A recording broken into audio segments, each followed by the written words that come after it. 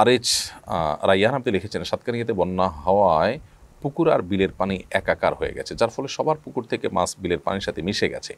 পুকুরে মাছ বিলে চলে গেছে, এখন বিলের মাছ ধরে খাওয়া যাবে কিনা? খুবই গুরুত্বপূর্ণ প্রশ্ন। এবং মজার বিষয় হলো যে গতকালকে সাতকানিয়াতে আমি যখন ছিলাম এবং প্রচুর পরিমাণে মানুষ দেখছি জাল দিয়ে মাছ ধরছে, চতুর্পাশে রাস্তায় পর্যন্ত জাল মারছে, কারণ চতুর্পাশে পানি। তখন আমি জিজ্ঞাসা করছিলাম এক ব্যক্তিকে যে এখানে এত মাছ নিশ্চয়ই পুকুরের মাছ? বললেন যে হ্যাঁ, পুকুরের মাছ, অনেকে চাষ করছে সেই মাছ। তো এই মাছগুলো যেহেতু বের হয়ে গেছে এবং এগুলো আর ব্যক্তির পুকুরে কিংবা তার প্রজেক্টে ফেরত আনার কোনো সিস্টেম যেহেতু নাই, বিধায় এই মাছগুলো পরবর্তীতে যে কেউ ধরে খেলে সেটি জায়েজ হবে। ব্যাপারটা আকাশে উড়ন্ত পাখির মতো। আকাশে উড়ন্ত পাখি যদি কেউ ধরে খায় সেটা কিন্তু জায়েজ আছে। হতে পারে এই পাখিটা কারোর কোনো জায়গা থেকে ছুটে এসেছে এবং সেটা আর আদৌ সেখানে যাবে না, যেহেতু ওই ব্যক্তির আর নিয়ন্ত্রণে এটি নাই, অতএব এটি অন্য কেউ যদি ধরে খান সেটি নাজায়েজ হবে না। এবং সেই হিসাবে ইনশাআল্লাহ বিদিন এই সমস্ত মাছ ধরে খেলে সেটি নাজায়েজ কিংবা গুনাহ হবে না। হ্যাঁ, ব্যাপারটা যদি এরকম হয় যে পাশাপাশি দুটি পুকুর, একটা পুকুর থেকে আরেক পুকুরে মাছ এসছে, আমরা জানি এই পুকুরে মাছ ছিল না এবং মালিকের কাছে ফেরত দেওয়া পসিবল, তাহলে সেক্ষেত্রে আপনাকে ফেরত দেওয়ার চেষ্টা করতে হবে।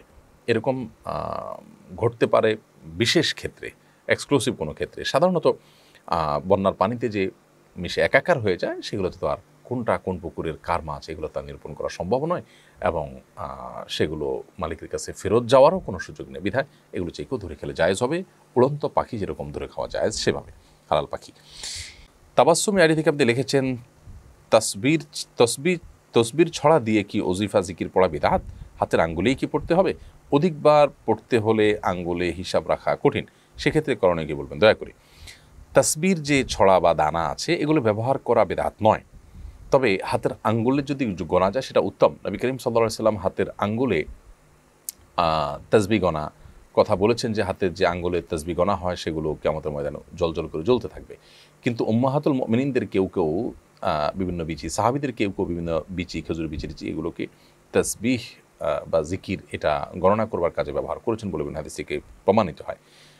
তাছাড়া এই তাসবিহ ব্যবহারটাকে মৌলিকভাবে এটাকে ইবাদত কেউ মনে করেন না, জাস্ট গণার সুবিধার্থে এটাকে ব্যবহার করা হয়, সেটা নাজায়েজ নয়। হ্যাঁ, হাতে করতে পারলে উত্তম হবে, সরাসরি হাদিসের উপর আমল হবে, কিন্তু সেগুলোর ব্যবহারটা নাজায়েজ নয়, সাহাবীদের আমল থেকে সেটি প্রমাণিত। অতএব এটিকে বেদাত যারা বলছেন আমরা তাদের সাথে বিনয়ের সাথে দ্বিমত পোষণ করি।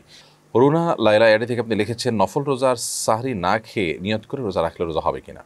নফল রোজা যদি কেউ সাহরি না খেয়ে নিয়ত করে রোজা রাখেন তাহলে সেক্ষেত্রে রোজা হবে। শুধু নফল কেন, ফরজ রোজাও যদি কেউ সাহরি না খেয়ে রোজা রাখার নিয়ত করেন রোজা হয়ে যাবে, কারণ সাহরি খাওয়া এটা ফরজ কিংবা ওয়াজিব বিষয় কিন্তু নয়, বিধায় রোজা হয়ে যাবে ইনশাআল্লাহ তাআলা।